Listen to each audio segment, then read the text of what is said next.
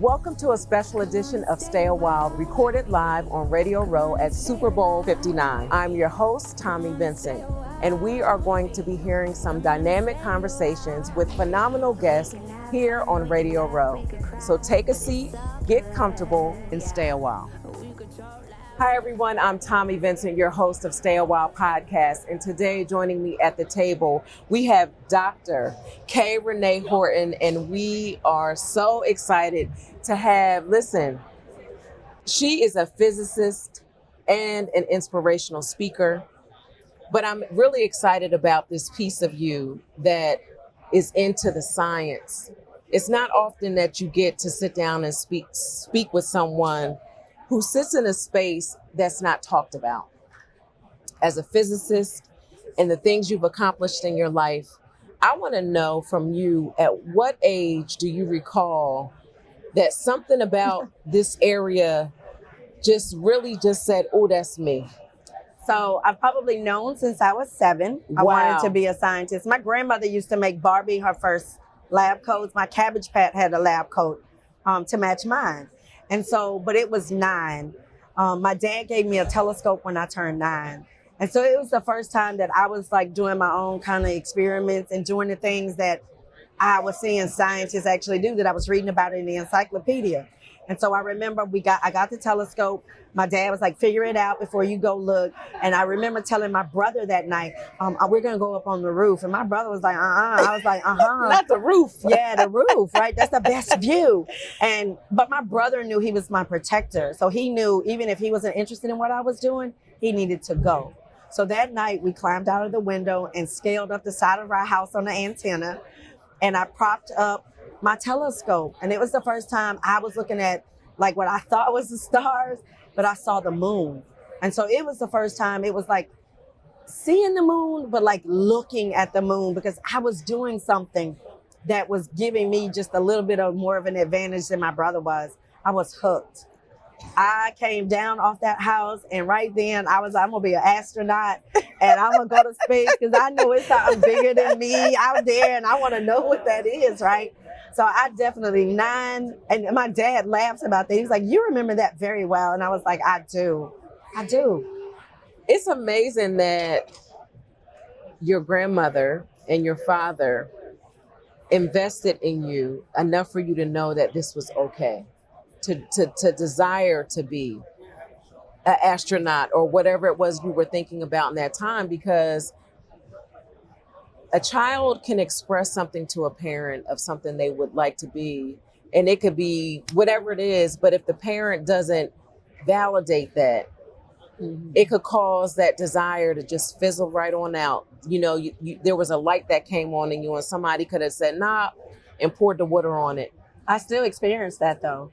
I was gifted, and so ended up reading early, walking early, doing all the good things gifted kids do fast, right? Mm-hmm. And my parents really did not know how to nurture me. And I've said before, like it was an accidental nurturing, because they knew not to say no, but they didn't know what to keep saying yes to. Yes. And so I took a lot of enrichment courses. I was a true nerd little. And it was like, I wanted anything that was going to give me knowledge. And they were okay with that.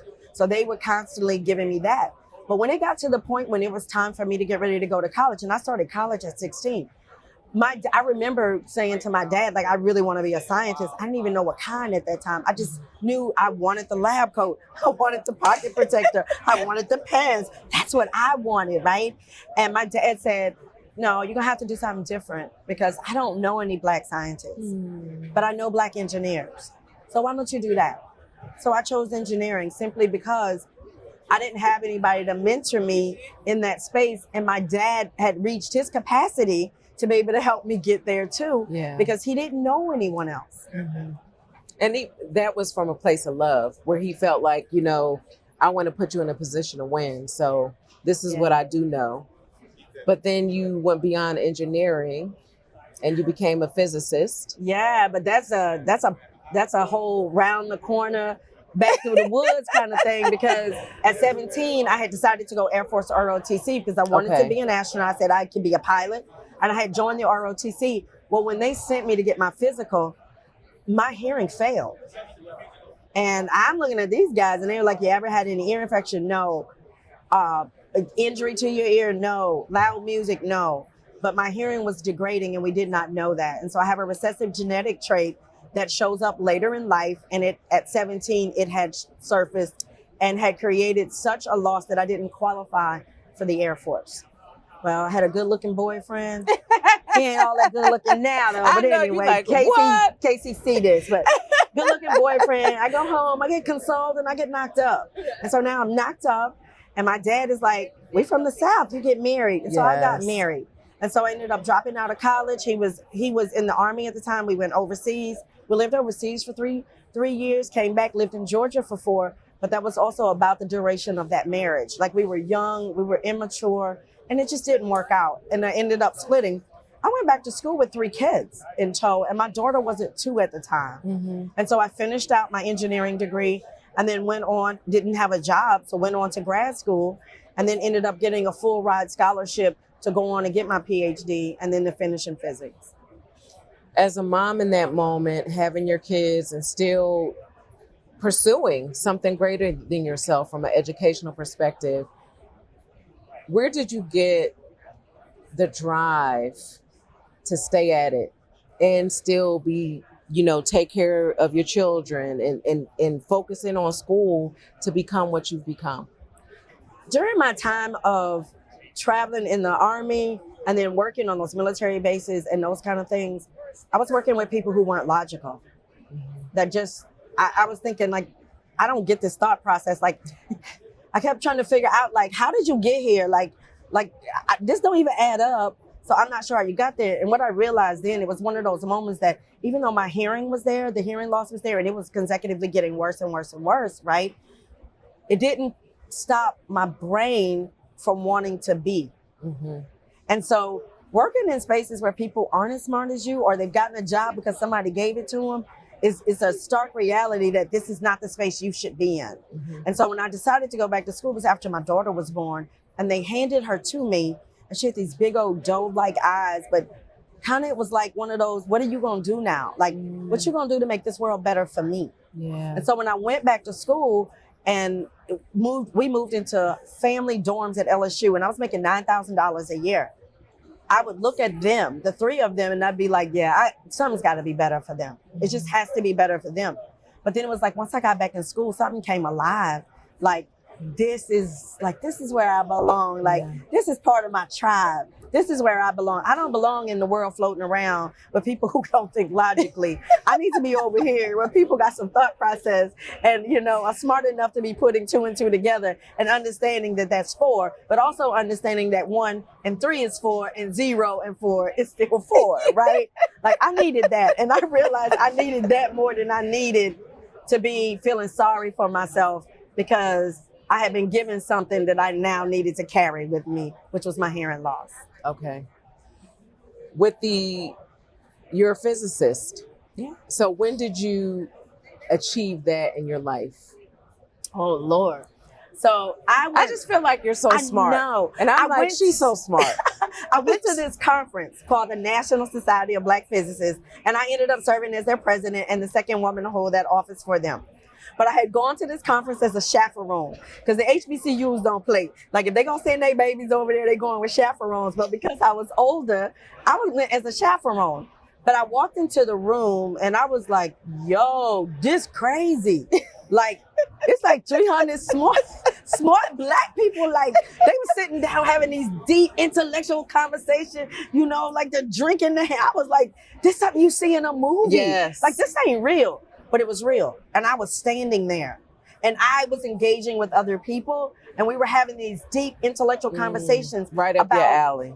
Yes, how to make these changes at the fundamental level. We're talking about cellular level of things. And it was like, this is where I want to be. This is going to be my people. This is going to be my tribe. I left there as a chaperone and went back and changed my major from engineering to physics for the next semester. Yes, ma'am. It was like I had found my people. Yeah. Well, now the opportunity to presented itself where your dad stirred you in the direction of the engineer. In your heart of hearts, you didn't know the science, but you knew I wanted to do this, Yeah. and now it was like, here it is. Yeah. The opportunity presented itself. And I wasn't terribly upset even about the steering with engineering, because engineers are very logical. And so it was still a space that I could function in. And I'm talking about function high in and be okay with. Yeah. Yeah. So I want you to break down, because you said logical thinkers, and I mean there's the basic understanding of that. Yeah. But when you say that, give me an example so that we understand what you mean by that, because you're thinking up here, and I might be thinking down here. I don't know. So when I think about logical, I also think about independent thinkers, right? Yes. And so independent thinkers understand that there's more than one way to get to a solution. Okay. So even if I just basic math, right? When you look at the number 4, there's multiple ways to get to the number 4. You can start at 10 and make a subtraction. You can start at 0 and add, but there's multiple ways to get to 4. There's 2 times 2. Yes. So I can get to 4 multiple ways. Logical thinkers understand that it does not have to be one way. So a lot of times when I'm dealing with people, and I just left a inspirational thing, and they were talking about, you can be the sheep or the shepherd. You're either a leader or you're a follower. Yes. Well, a lot of times, a lot of logical thinkers, they're probably leaders. And that's because they're willing to think outside of the box. Yes. On doing that. A lot of people ask me, how did I get through school with 3 children and then to go through to get my Ph.D.? Yes. We never thought inside the box. My first solution never was an inside the box. That's probably solution number 3 or 4. And if it was one that everybody else would come up with immediately, it was one I never used. Is that your personal, a personal regulator for you? If this is what everybody else thought of, I'm gonna do it a different way. It has definitely carried me through, because it was like, I would hear, there's no way you're gonna go to school with 3 kids. Yeah. So if I had taken that thought process, I never would have. Well, my answer became, well, how do I go to school with 3 kids? Okay. Like, what does that look like? What's the hardest thing I have to do? Get the kid from daycare. Like, I got to be finished to get this kid from daycare. That was the hardest thing I had to do. Was to be finished to pick up before the 6 o'clock, before they call CPS. Yeah. That's the hardest thing. The rest of it don't even matter. Whether I feed them or not, they can eat sandwiches, all of that. The rest of that stuff could fall into place, Yes, right? yes. But each time I would go to look at those, I really was looking at, the work wasn't that hard. It's not the work. But it was, okay, what do I need to do to say I need to be able to study? What does that look like? We started a whole single parent group where the kids rotated each day with a parent. You dropped your kids off with their snacks, and that parent was responsible for all 9, 10, 12 of the kids. Mm-hmm. And then they literally was just taking them to the park, let them play, let them do whatever. But that gave each parent 2 hours worth of study time. We came up with that because that's outside of the box. Daycare shuts down. That's the answer for everybody in the box. Daycare. Wow. But how do we fix that around daycare or outside of that? Mm-hmm. So for me, that's the kind of leader I am now. I would prefer to sit down and say, look, everybody bring their stuff to the table. But if it comes to the table 3 times, that's probably not it. Mm-hmm. Because that means somebody else outside of my team is also thinking that. Yes. So if it done came so many times and somebody outside of my team can be thinking that, that also means that they can be thinking of that's our downfall. So I like playing offense. I like being proactive and not reactive, so I prefer offense, right? I just want to do some offense. But if I have to be on defense, I am, but it still needs to be outside of the box for me. Where has your PhD taken you? Talk to us about your accomplishments. I want to know more about that. And the reason why is this space of thinking out of the box. Could be somebody listening that has a secret aspiration, but they've tucked it away because somebody said, nah, that ain't it. So when I think about all the places that I have gone with a PhD, I'm still blown away at myself, because I'm a little Black girl out the hood, out of South Baton Rouge, where there were times my mama couldn't keep the water on. Mm-hmm. Right? And so that is my upbringing. And to say that I just negotiated for somebody to fly me from Trinidad, first class, to where I have to go to speak, simply because it's a 13-hour flight and I don't think I want to ride in the back. So I'll be in Trinidad in March. It's places like that. I am an avid traveler and I absolutely love it. And so I have been able to travel to the UK.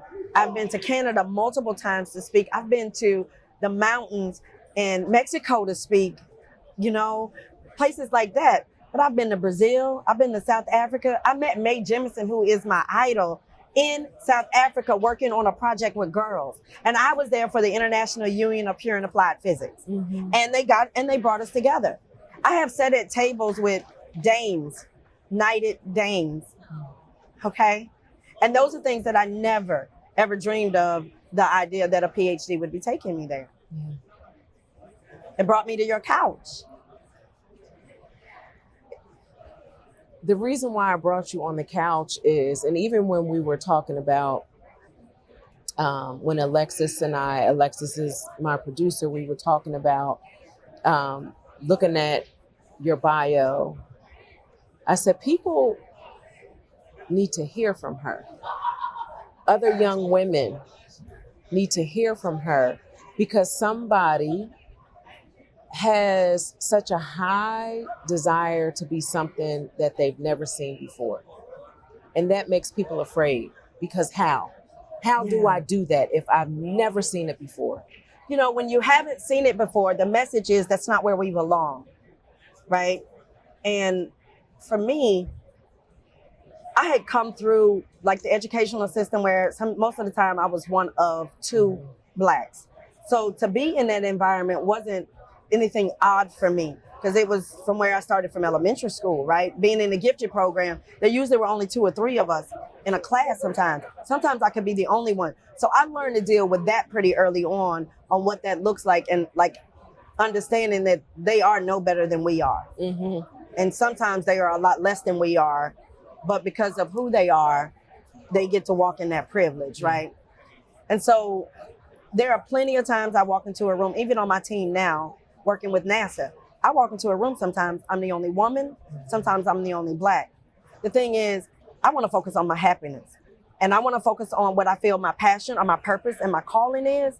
And so all those other things don't really matter anymore for me, right? What matters now is that I can look in the mirror and think that I've done God proud by the work that I've done and the things that I'm doing. Mm-hmm. And so that's what I focus on. I'm less worried about who's in the room now. As long as me and God going together, I'm good. Yeah. Right? I'm going with that armor. I'm good. Because I know that if I walk into a room and I sit at your table, I'm going to walk out of there with more than one person on my side. Yes.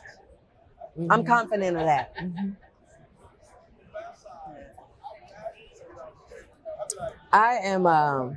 I'm so grateful. I have had an opportunity, one, to meet you. We're going to be friends. Yeah. And to hear from you. I really am. And I want you to know that you are welcome to come and stay a while with me anytime. Where we at? Girl, tell me where I'm coming to. Where you want to go? I don't know. Let's see. Look, I went with my lawyer at the time. She was my pro bono lawyer from a nonprofit that I had. She turned 60 and she took all of these women to the Dominican. She rented a home out there in the Dominican Republic. And then she stuck us with people we didn't know. And I shared a bed and a room with a judge. And it was such an amazing experience to think women could be here together. Mm-hmm. Like there was no catcalling, there was no fighting, there was no nothing. Mm-hmm. It was all of us there. And every night I went to sleep with that judge. We talked until one of us fell asleep, just about her experiences of being the first, my experiences of being the first. Yes. And being able to compare notes. But it was the first time that I had been in that kind of environment with so many accomplished women. Yeah. And all they wanted to do was be a support for the younger ones that were in the room. So you tell me where we going and we going. I'm there. All right. Beach, preferably.